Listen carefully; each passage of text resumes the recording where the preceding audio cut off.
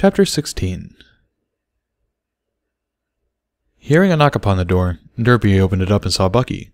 He looked a little bleary, and his eyes were still bloodshot, but he looked much better than he had the night before. She leaned forward and shyly kissed him on the cheek, causing him to blush. "Hello, handsome," Derpy said, causing Bucky to sputter. "Barry is going to be here all day with Pina, and she is keeping her out of school for a day or two, so you'll have some help with Dinky today. I think we're all still a little worn out from yesterday.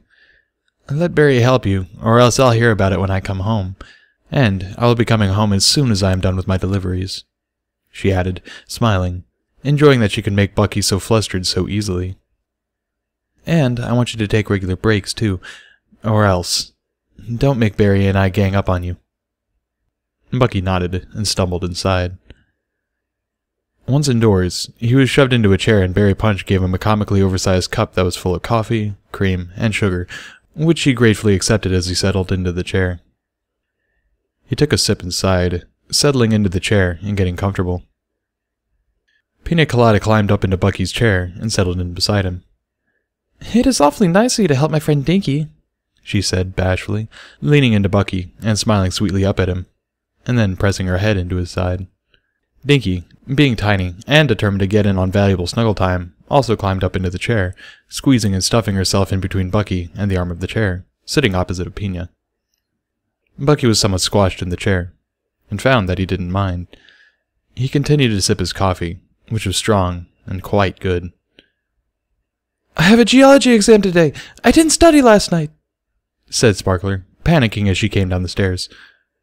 "Oh, hi, Bucky," she said, seeing him in the chair. "Somebody needs to take a picture of that." "Already on it, Sparkler," replied Derpy, stepping out of the kitchen and snapping a photo of the 3 ponies stuffed into the chair. "Aw, that's adorable." She disappeared back into the kitchen to put the camera away. "Sparkler, geology is your talent, honey. Just don't panic. Listen to your gut instincts, and you'll be just fine," Barry said dismissively, settling down upon the couch. "Still scared," Sparkler said. "Telling her no, this test is going to be tough, and I am so distracted because of everything that happened." "Geology?" asked Bucky. "Yeah, my diamonds showed up when I cracked open my secondary school geology textbook and read the introduction," explained Sparkler. "A study of pressure," commented Bucky. "Oh my gosh, I've never thought of it that way," replied Sparkler, looking surprised. "Which explains why I feel metamorphic." "What an igneous line of thinking," Bucky agreed. "Geologists do it to get stoned," Sparkler said, smiling, causing Barry and Derpy to cringe. "You monster!" exclaimed Derpy. "Stop!" Sparkler trotted into the kitchen, disappearing through the doorway. After a few moments, there was grunting and stomping. "Pegasi and their need to put peanut butter jar lids on so darn tight," cursed Sparkler from inside the kitchen, causing Derpy to blush. "You know, you could call the test for Type 2 unicorns the peanut butter test," Barry said, thinking out loud. "They have to turn the jar in one direction and the lid in a different direction. I don't think a Type 1 unicorn could do that."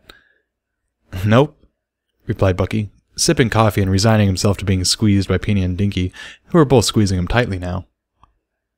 My horn hasn't hurt this bad since I affixed Celestia's desk in the headmistress's office to the ceiling, along with everything else in the room, turning everything upside down.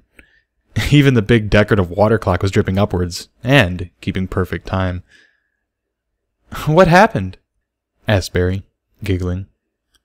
"I was called into Celestia's office, and she was sitting at her desk, on the ceiling. She told me to take a seat in the chair, which I couldn't do, because it was upside down. I was in the throes of my mischievous stage," Bucky explained with a chuckle. "Bad pony!" Pina scolded, pulling away from Bucky and waving a hoof. "You have no idea," Bucky said, smiling down at her. "I bet she looked funny sitting upside down," Derpy said, smiling broadly. "She was furious with me for rearranging her office, and popping a well-protected magical lock, and forever causing her water clock to drip upwards, no matter what any pony did with it. It's broke. Bucky replied, wrapping a foreleg around Pina absent-mindedly and squeezing her close, not really thinking about what he was doing. If you can do that, why do you work as an accountant? Barry asked. I like keeping order, Bucky answered. I don't know. I don't know what I wanted to do, and my cutie mark didn't show up until only recently. I was directionless. Can you show me how to stick things to the ceiling? Asked Dinky Doo, looking up at Bucky with big innocent eyes. Bucky looked down at Dinky, and then at Derpy. And the look on Derpy's face was one that promised pain. As in a detailed explanation as to the reasons and specifics that Pegasi are brutes kind of pain. Probably not, replied Bucky, looking down at Dinky, and then back up at Derpy, who was still glaring at him, as if just daring him to do it while she was away from home. I don't think I need to translate that, Barry said, yawning. I gotta go!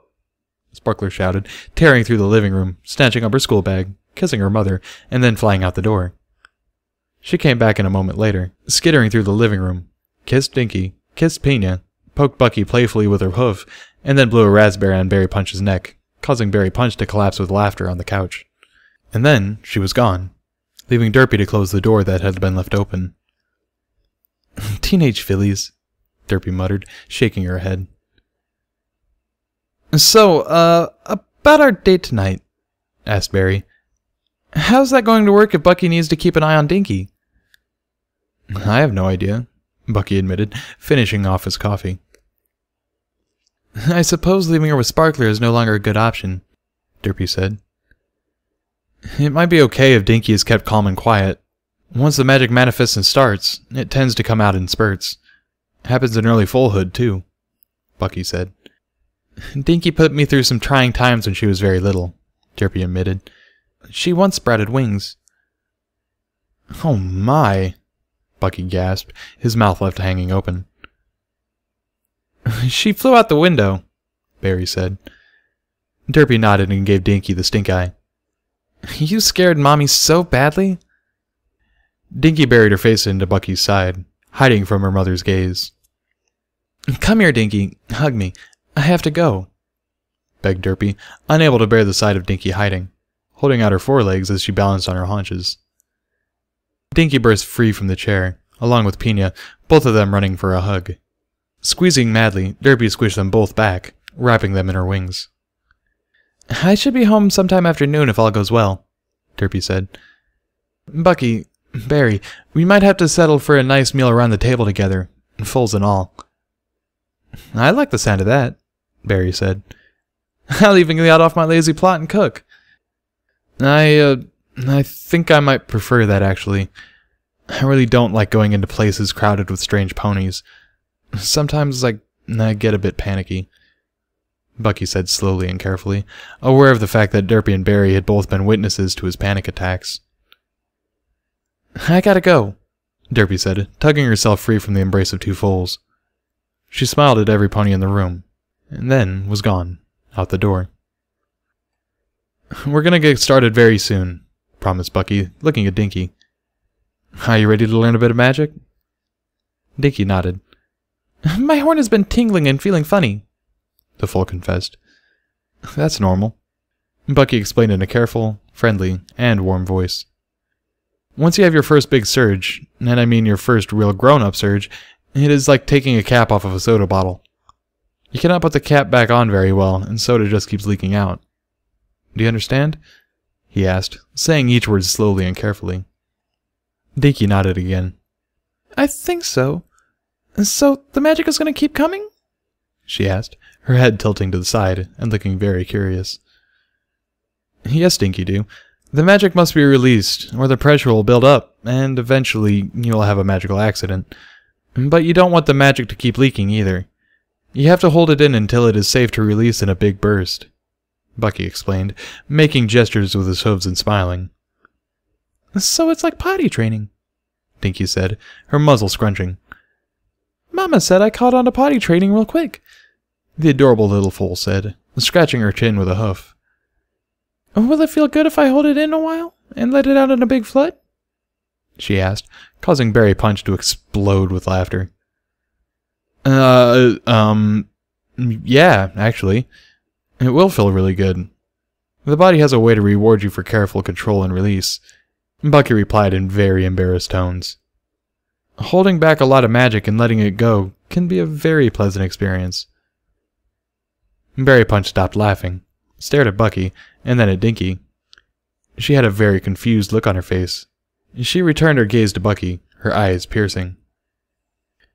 Bucky nodded faintly at Berry Punch, saying nothing. "Oh!" gasped Berry Punch. "I suppose Derpy will need to have a chat with our wee Dinky Doo at some point about being a big grown-up filly. And that book is going to come in real handy sooner than we thought. Come on, Peanut. We need to let these two go to work. I'll read you some Daring Do or something." Popcorn. The table was covered in tiny, golden brown popcorn kernels. A few had been placed in various spots around the table, and a jar full of popcorn kernels stood at the other side of the table. "Popcorn?" asked Dinky. "I can have popcorn?" she asked excitedly. "I love popcorn!" "Yes, but you must first pop the popcorn. This is a proud unicorn tradition that any unicorn can do. Are you ready to learn the ancient art of unicorn popcorn popping?"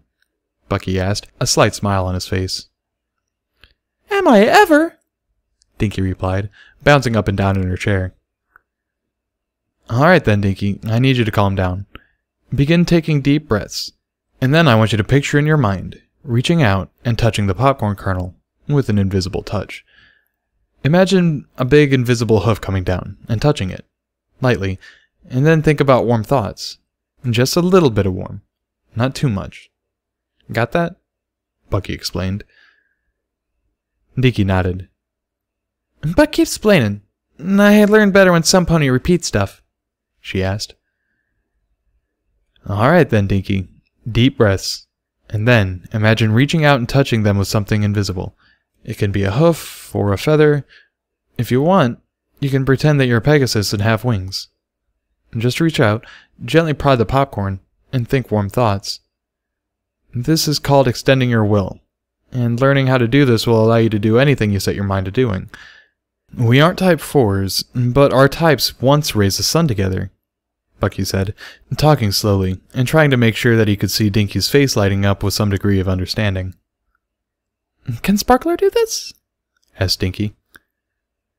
"Any unicorn should be able to do this," Bucky answered. "And if you'd like, I will sit down with you and we will teach Sparkler together how to make popcorn. But only after you show me that you can."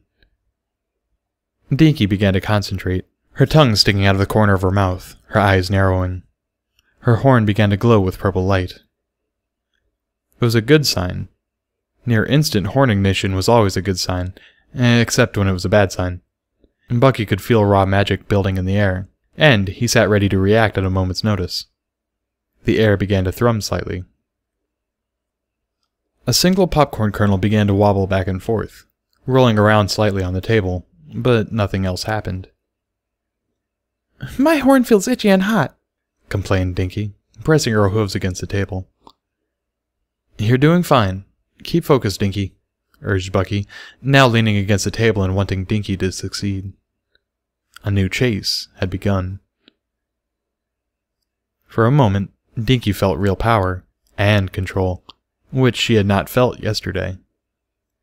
The popcorn kernel made an odd sound, rocking back and forth on the table, and then, suddenly, there was a pop. Bucky caught the popcorn before it could fly across the room and set it down gently on the table. Lesson 2. You must now levitate the popcorn to your mouth if you want to eat it. No hooves, he said in a commanding but gentle voice. And eventually, you'll learn to catch the popcorn before it takes off. "I can float one of Mama's feathers," Dinky said, looking at the popcorn greedily. "Then this'll be a piece of cake," Bucky said. With a crow of triumph, Dinky levitated the popcorn into the air, made it zigzag a few times, and then gobbled it. She beamed, looking very pleased with herself. "My horn feels better," she mentioned, reaching up and rubbing the side of her head. "Very good. Now try again," Bucky urged, wanting to strike while the iron was hot. Dinky focused, staring at a kernel, which popped almost instantly. She caught it, too, before Bucky had a chance to grab it, pulling it in to gobble it down. "This is easy!" she cried as she chewed. "I'll never go hungry again! I can make popcorn!" Dinky focused on another kernel without being told, popped it, snatched it, and ate it, all in a smooth sequence. As Dinky focused on another kernel, purple sparks flew from her horn. "Ow, ow, ow!" Dinky cried, holding her head in her coves. Her horn glowed brightly, more sparks spilling forth. The jar full of popcorn exploded, Bucky seizing the glass as it detonated, but the kernels were not contained. The kitchen filled with a cacophony of pops, and was filled with popcorn, which covered the table in a deep pile, and the floor around the table was completely covered. "Barry, bring Pina quick! There's popcorn!" Bucky cried, fusing the glass jar back together and helping himself to the fresh hot popcorn.